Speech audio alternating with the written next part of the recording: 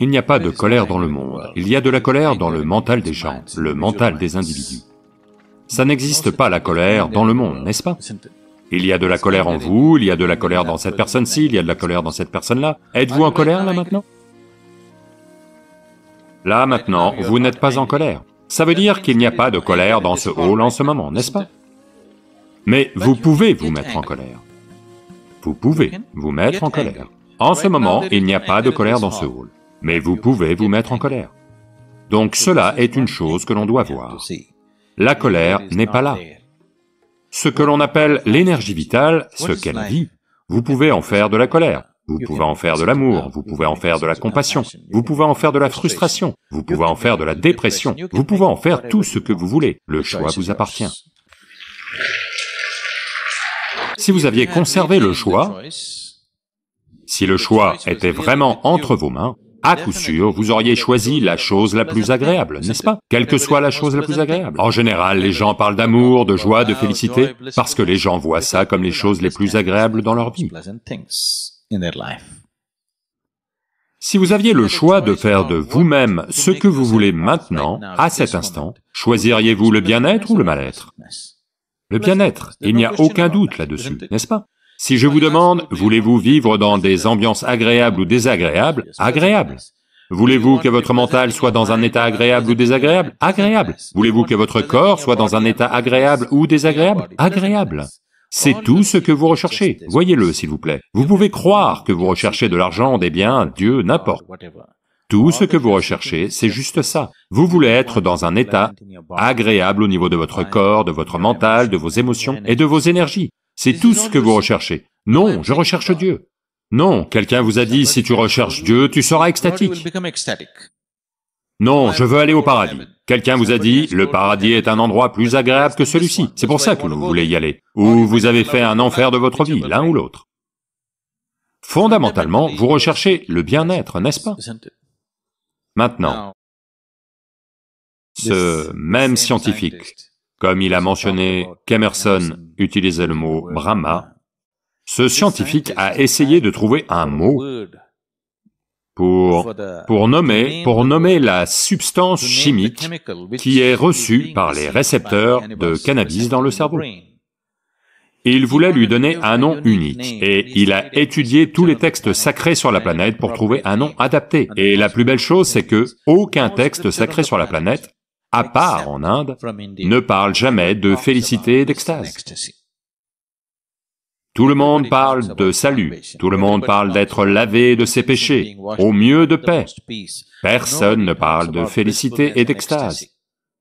Donc, il a appelé cette substance chimique qui est produite dans le corps anandamide. Vous connaissez l'ananda? Anandamide, donc les récepteurs de cannabis attendent de recevoir de l'anandamide. Plus vous produisez d'anandamide dans le système, plus vous serez extatique. Elle ne peut pas être... Si vous la prenez sous forme d'injection, vous allez devenir addict. Mais si vous générez votre propre anandamide, vous serez extatique, toujours. Donc si vous êtes extatique, seriez-vous en colère? Non. La colère... La vie s'est exprimée sous forme de colère seulement parce que cette vie n'est pas extatique, n'est-ce pas? Si elle était extatique à chaque instant de son existence, la question de la colère, ou de contrôler la colère, ou de calmer la colère, ne se pose même pas en vous, n'est-ce pas? Donc, ce qu'il faut c'est... Oui, il y a des situations dans le monde qui peuvent provoquer de la colère, mais je vous le dis, si vous éliminez une situation, une autre situation va apparaître. Voyez, dans votre propre famille ou dans votre propre situation, remarquez-vous que pour chaque petite chose, les gens peuvent se mettre en colère? Pas besoin que ce soit un problème majeur, oui. Pas une question de vie ou de mort. Une simple chose dans votre maison peut vous mettre en colère, vous ou quelqu'un d'autre dans la famille, n'est-ce pas? Donc, ce n'est pas nécessairement en réglant tous les problèmes sur la planète que l'on va éliminer la colère. Tout d'abord, si on enseigne des façons d'être joyeux et extatique dès l'enfance, on ne sait pas focaliser là-dessus.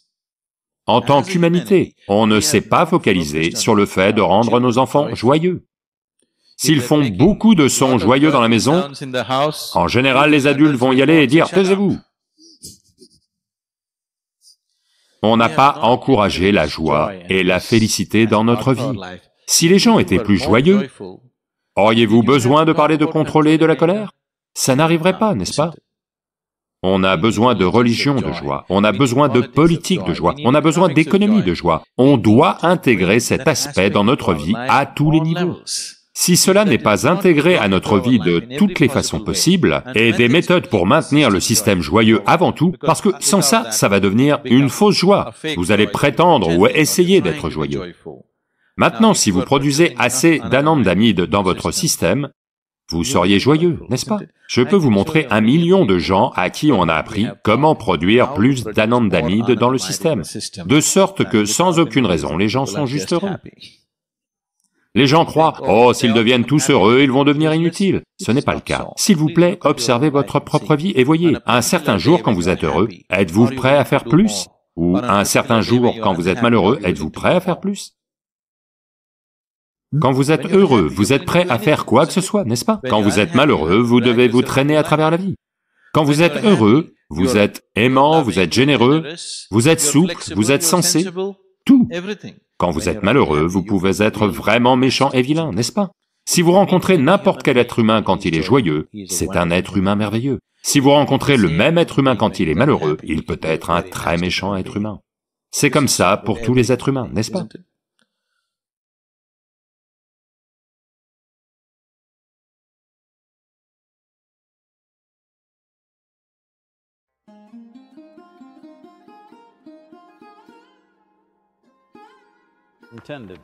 Sadhguru récite un poème qu'il a nommé « Sans intention ». Il y dépeint la façon dont une fleur s'épanouit sans intention, et qui pourtant ravit tous ceux qui ont un nez pour sentir son parfum.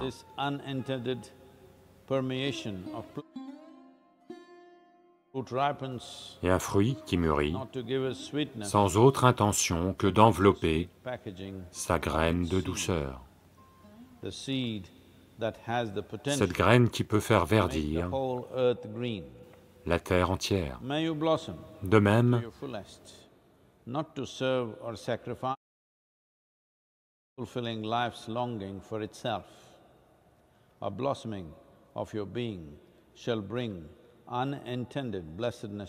il dit que notre propre épanouissement n'est pas pour servir ou sacrifier, mais pour assouvir le désir de la vie pour elle-même, et que cet épanouissement, sans intention, est une bénédiction pour tous. Pour continuer la série Netflix,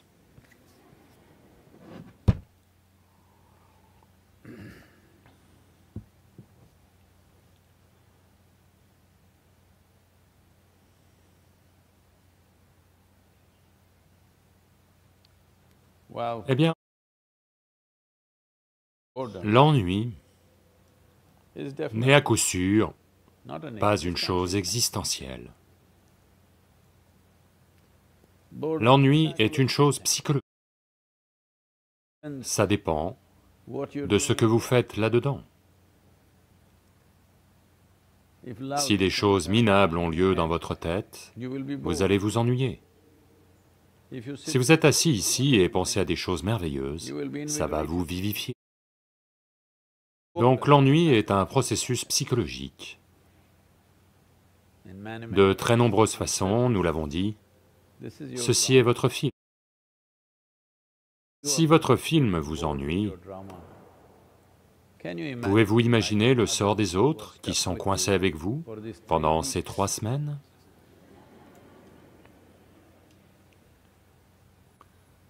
Avant, il y avait divers types de distractions. Ces distractions, on les appelait travail, on les appelait shopping, on les appelait diverses responsabilités sociales. Maintenant, les gens sont coincés avec votre film.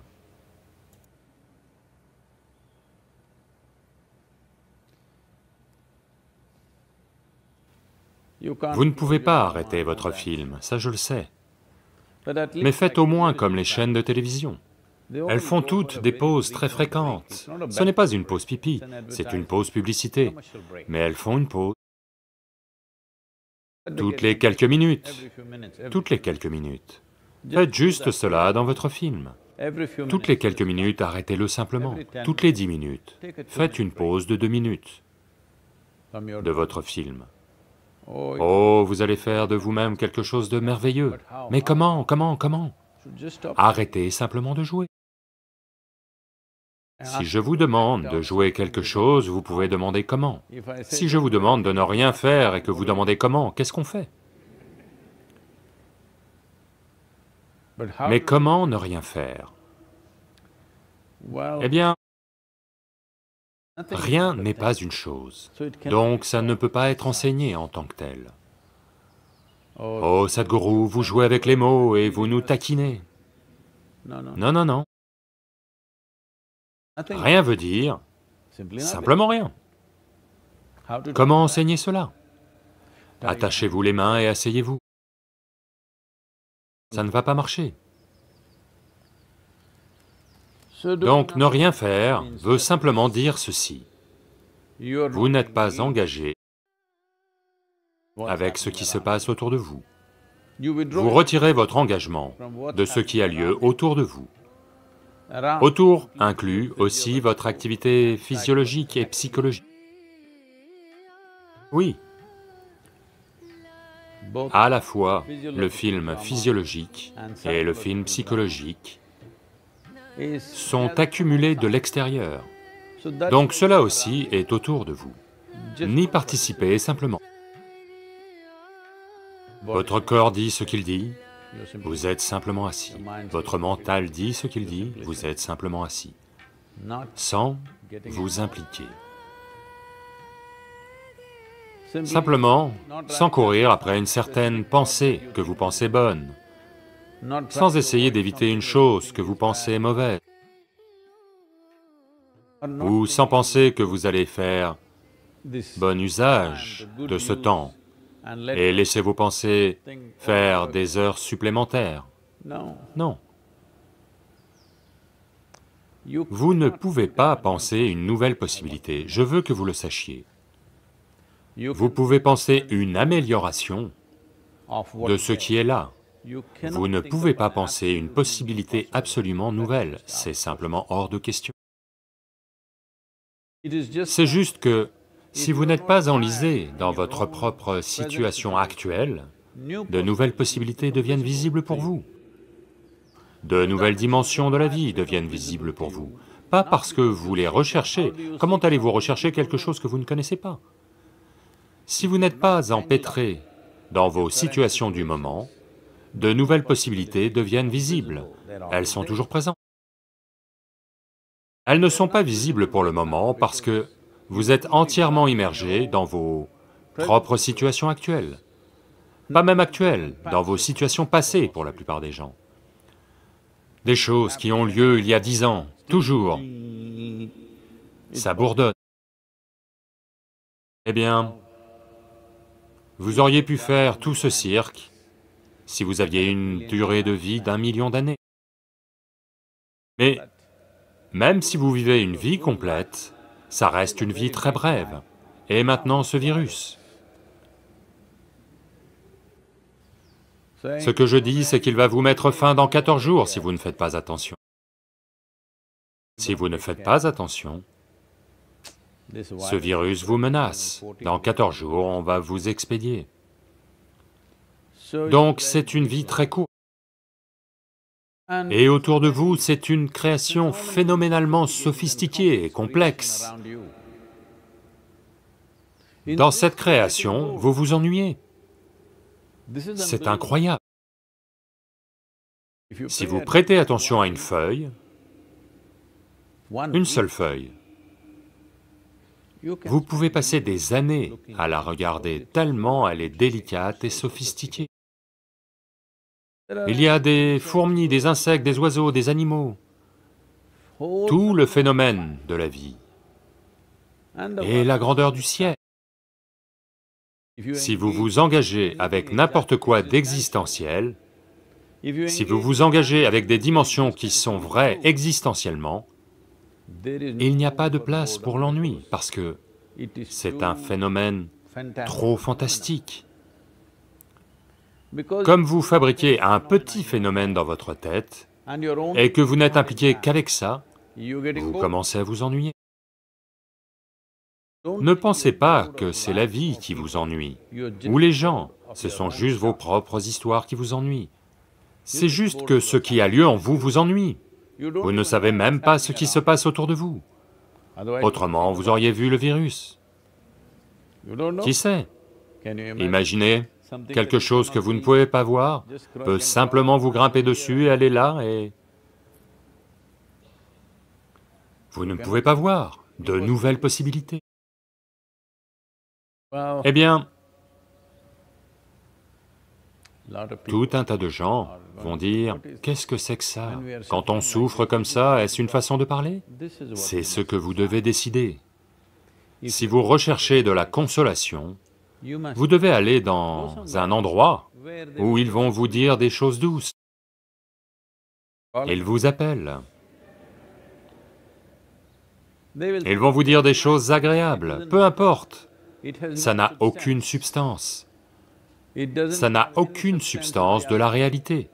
Mais ils vont vous dire des choses douces pour qu'aujourd'hui, vous arriviez à bien dormir. Mais demain à nouveau, vous aurez une nouvelle question et un nouveau problème. Alors ils vont vous raconter une autre histoire. C'est comme les histoires du soir pour enfants. Si vous compilez beaucoup d'histoires du soir pour enfants, vous pouvez en faire une religion. Oui.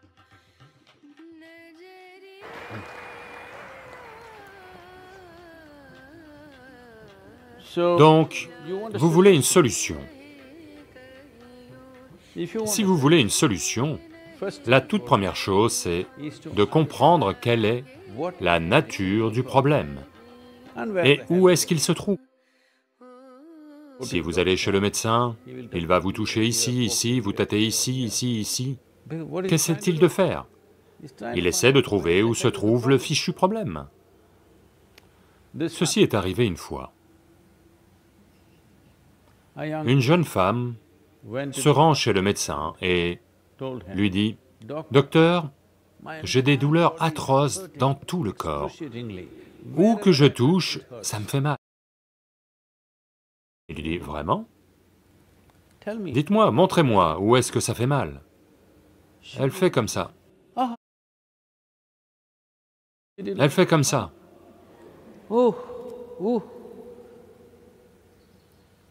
Le médecin voit ça et lui dit, « Venez par ici. » Et puis il lui met un pansement au bout du doigt et la renvoie chez elle.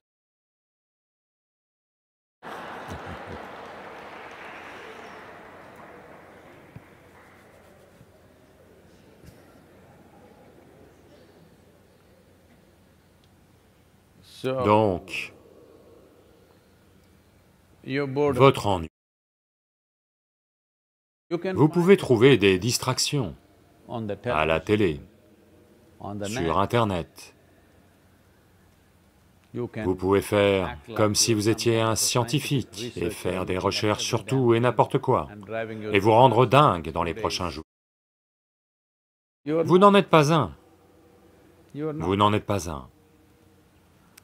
Ou vous pouvez lire des philosophies, vous pouvez lire des textes sacrés, et en parler. Aucune importance, le corps est une chose transcendante. La réalité, c'est Atman, Paramatma, l'âme. Elle va de toute façon rejoindre sa source. Mais si vous éternuez, vous êtes terrifié. Parce que éternuer est tellement fort que ça peut faire sortir votre âme.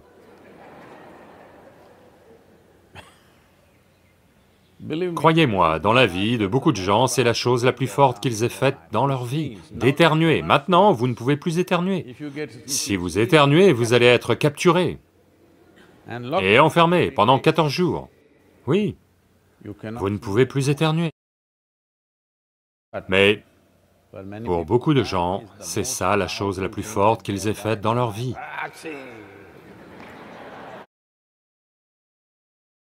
Donc, l'ennui.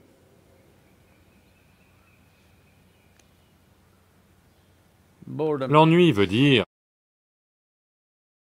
que d'une certaine façon, vous recherchez la mort.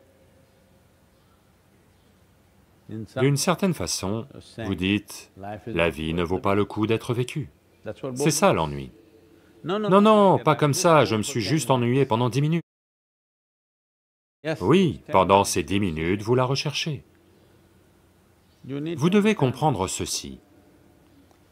Ce corps, ce mécanisme tout entier est structuré de telle façon, eh bien, les gens vont demander si c'est scientifique, pas scientifique, c'est bien, mais c'est vrai. Je ne sais pas si c'est scientifique ou pas, parce que ça ne devient de la science qu'après avoir été prouvé en laboratoire. La vie n'a pas lieu dans un laboratoire, à moins que vous ne soyez un rat de laboratoire captif. La vie a lieu d'une autre manière. Il est très important que votre conscience, la façon dont vous pensez, ressentez et voyez la vie, est le message qui est envoyé à cette structure. À quel point elle est robuste, à quel point elle est cohérente, à quel point elle est réceptive et à quel point elle est une possibilité, dépend simplement du genre de message qui, à chaque instant, entre là-dedans. Parce que toute cette chose fonctionne à partir d'un certain genre de logiciel. Et vous êtes le mauvais développeur informatique qui s'ennuie 5 fois par jour, 10 minutes à chaque fois. Pendant ces 10 minutes, vous avez dit, cette vie ne vaut pas le coup d'être vécue. Le message est parti, partout.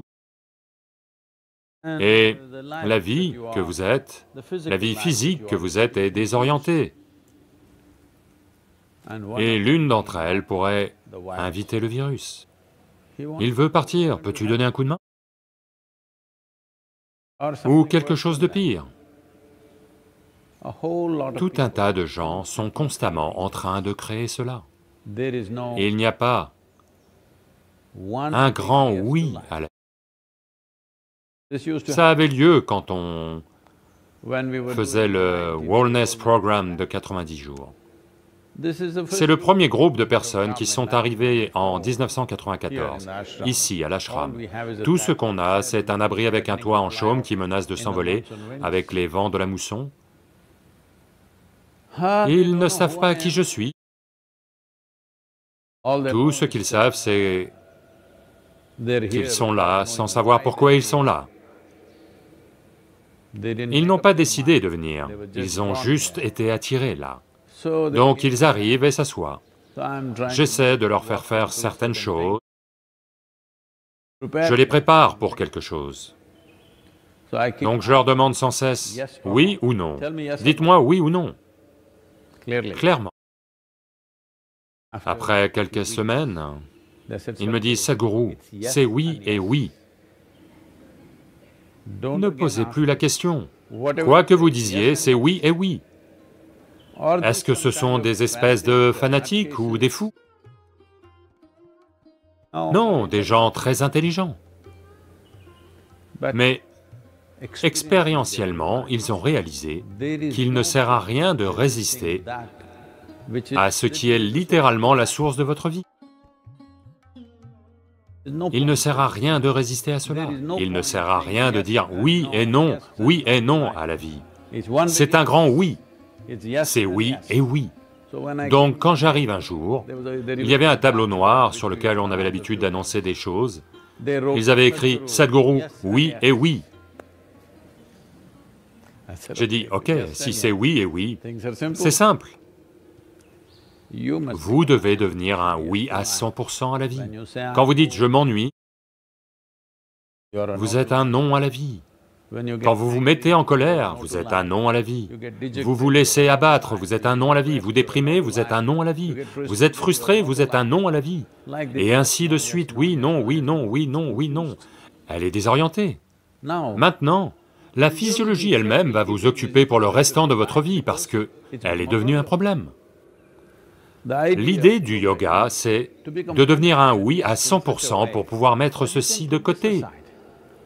Vous pouvez mettre ce mécanisme du corps et du mental de côté et les utiliser comme des plateformes pour regarder de plus grandes possibilités de la vie.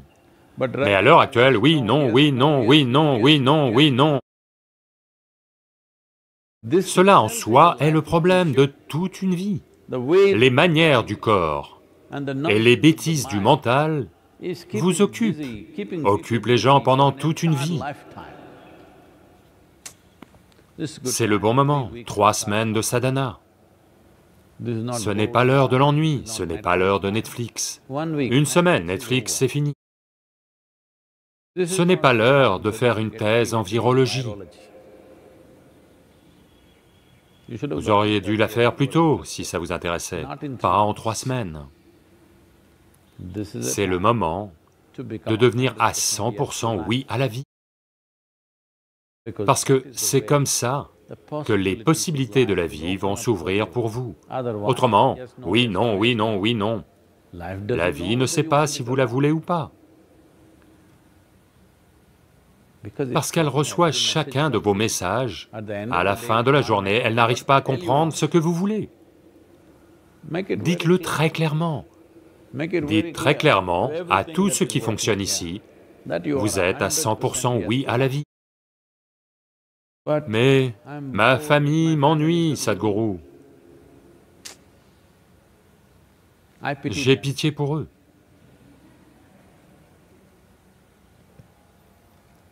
Ils ne se plaignent pas, mais ils doivent souffrir. Si vous vous ennuyez tellement, je suis sûr que vous l'exprimez de tant de manières, vous n'êtes pas content de la nourriture, vous n'êtes pas content de ceci, vous allez crier, vous allez hurler, vous allez faire des choses idiotes. Il y a probablement de la souffrance chez ceux qui vous entourent, parce que vous ne savez pas comment mener votre petit drame. Il est temps de s'attaquer à cela, de faire des pauses publicités. Toutes les 10 minutes, une pause de 2 minutes. Ou vous n'avez pas besoin d'autant, toutes les heures, faites une pause de 5 minutes ou de 10 minutes. Aucune implication avec quoi que ce soit, l'extérieur, le corps, le mental, rien.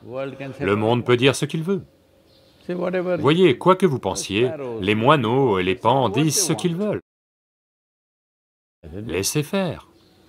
Laisser faire ne veut pas dire les ignorer. Non. Vous prêtez pleinement attention, mais sans être impliqué.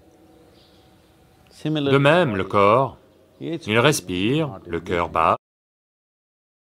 Ce ne sont pas des choses simples, ça s'appelle des signes vitaux. C'est la façon dont un médecin voit si vous êtes mort ou en vie. Votre cœur bat, votre souffle entre et sort. Comment pouvez-vous ignorer de telles choses? Vous ne devriez pas les ignorer. De l'attention, mais en retrait, pas impliqué. Très alerte, mais pas impliqué. La même chose est valable pour votre processus de pensée et vos émotions. Très alerte, pas impliqué. Le corps, le mental et le monde, j'appelle ça BMW. Vous sortez de votre BMW et vous lui prêtez attention. Toutes les heures, 5 à 10 minutes. Vous verrez, ça va faire des miracles. Vous allez vous épanouir en tant qu'être. Ce qui est la chose la plus importante, c'est l'aspiration de toute vie. Toute vie sur cette planète n'aspire qu'à devenir une vie pleinement épanouie. Le problème de l'être humain, c'est que nous savons ce qu'est un cocotier pleinement épanoui, ce qu'est un manguier pleinement épanoui. On sait même ce qu'est un paon pleinement épanoui. Mais on ne sait pas ce qu'est un être humain pleinement épanoui. Il est temps d'explorer. Le virus vous a donné le temps. Sadhguru. Sadhguru, cette question est de Kunal. Namaskaram Sadhguru. J'ai commencé à faire la pratique que vous avez enseignée l'autre jour. J'aimerais savoir quel est le sens et l'importance de cette pratique. Je me sens vraiment bien lorsque je la fais. Je me demandais si je peux en faire plus.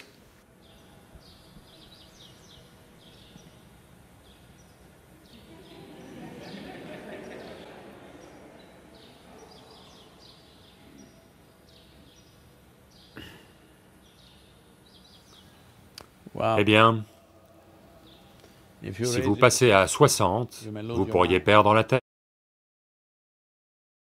Si vous passez à 100, 120, vous pourriez mourir. Oui, je ne rigole pas. J'ai dit 21. Restez-en là. S'il est difficile d'en faire 21, faites-en 12. C'est tout. C'est comme si je vous avais donné un ladou.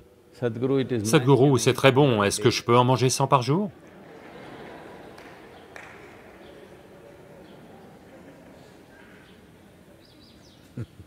Ne la bricolez pas comme ça.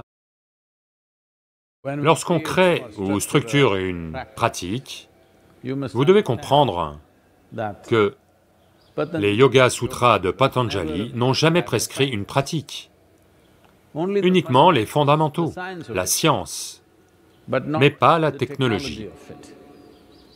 La technologie doit être construite. Donc, très judicieusement, il a appelé ça un sutra. Un sutra veut dire un fil. Il y a un fil. Avec le fil, vous pouvez faire une guirlande faite de diverses fleurs. Certains vont porter des guirlandes colorées et osées, certains vont porter quelque chose de subtil. Vous pouvez mettre des graines dessus, vous pouvez mettre des perles dessus, vous pouvez mettre des diamants dessus. Qu'allez-vous mettre si vous aviez un fil à la main? Tout ce que vous avez. C'est tout ce que vous pouvez mettre. Donc Patanjali en est resté là. C'est une intelligence très suprême. Il a juste donné le fil et il a dit, chaque maître ajoutera ce qu'il a. Donc la pratique est structurée. Et toujours, lorsqu'on structure une pratique, ce n'est pas simplement une chose mécanique. Vous devez y insuffler de la vie. Donc une certaine pratique, avec un certain nombre de... peu importe. Maintenant, c'est un ensemble qui est vivant, c'est quelque chose de vivant. Ça ne vit pas simplement ici, dans l'air. Si vous l'intégrez en vous-même, elle va vivre en vous. Parce que c'est comme le virus. Le virus a besoin de vous, il ne peut pas juste vivre seul. Il a besoin de vos cellules pour y entrer et se multiplier.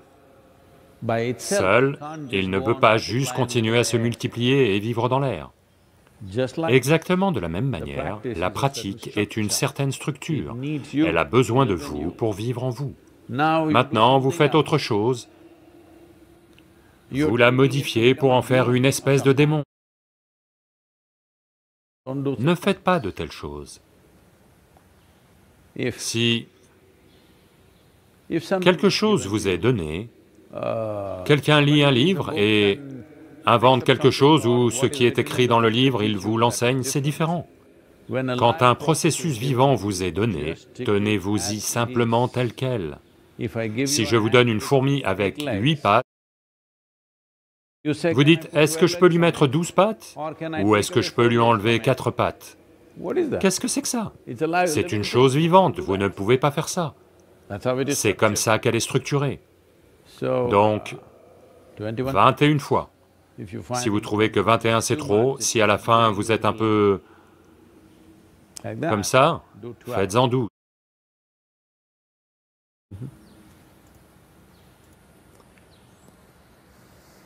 Sadhguru, la prochaine question est de Catherine. Namaskaram Sadhguru. Je me souviens que vous aviez dit que le livre Ingénierie intérieure est un outil de transformation personnelle.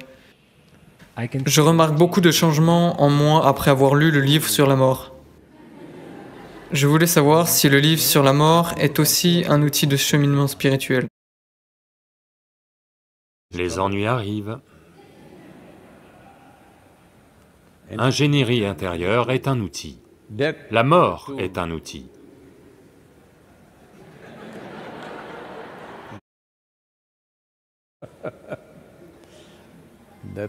Non, la mort n'est pas un outil. Mais le livre sur la mort a été conçu pour donner une compréhension non falsifiée d'une dimension très importante de notre vie, qui est notre nature mortelle. Je dis non falsifiée parce qu'en général, elle est très falsifiée.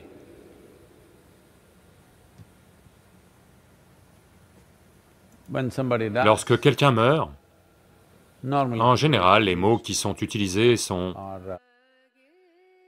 Daiva Dinarao Agibitaru, ce qui veut dire « il est parti s'asseoir sur les genoux de Dieu ».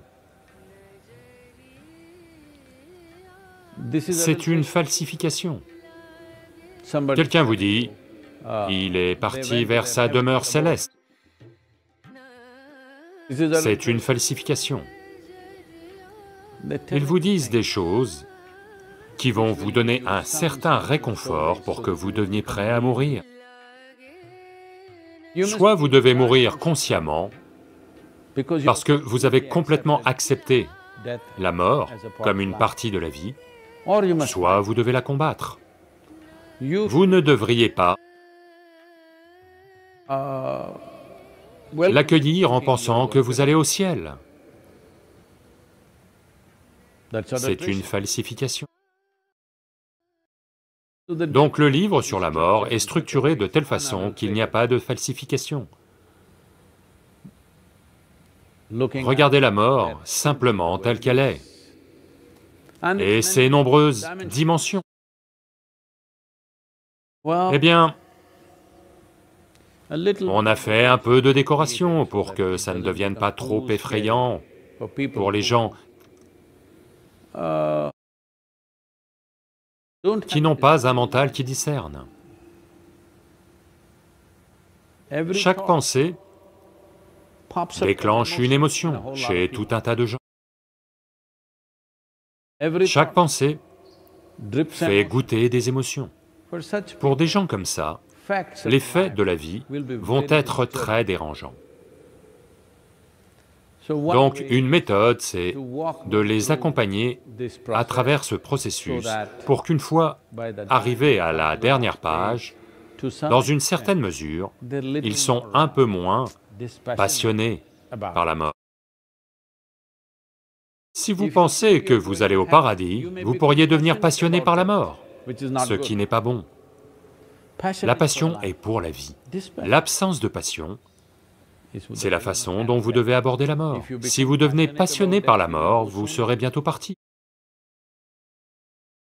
Oui. Quoi qui vous passionne, vous avez tendance à vous diriger vers là, n'est-ce pas? Donc, il est très important que le livre sur la mort soit lu dans le bon contexte. C'est une période merveilleuse pour le lire, parce que c'est le genre de livre avec lequel vous devez vous asseoir seul et en lire autant que possible en un jour. Si vous en lisez des bouts pendant 30 jours, vous n'allez peut-être pas sentir ce que c'est. Vous allez peut-être en tirer quelques faits et astuces. Ce n'est pas comme ça qu'il faut le lire. Vous devez le lire autant que possible en une fois, pour qu'il entre en vous et s'y pose comme un bloc. Et ensuite, vous le digérez lentement.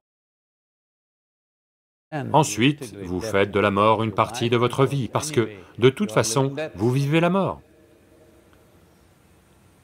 C'est comme ça qu'il faut le lire. Donc, quand est-ce que vous aurez 2, 3 semaines sans interruption, juste pour vous asseoir et lire?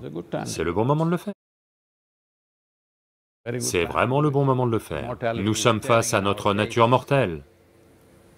Malheureusement, dans des pays comme les États-Unis, aux États-Unis, il y a plus de 3000 morts. Des gens infectés. Je crois qu'il y en a maintenant 150 000. Ça fait rage en Espagne. Ça a un peu ralenti en Italie, je crois. Mais ils me disent qu'il y a de nouveaux... des départs d'épidémies à Shanghai.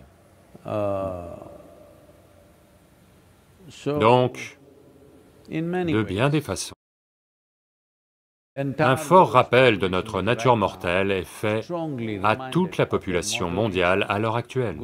C'est le bon moment de lire le livre sur la mort, le point de vue d'un connaisseur, uniquement pour ceux qui vont mourir. C'est un marché limité, vous savez, un marché très limité, uniquement pour ceux qui vont mourir. On n'y a pas pensé, mais c'est le meilleur livre à lancer à cette période.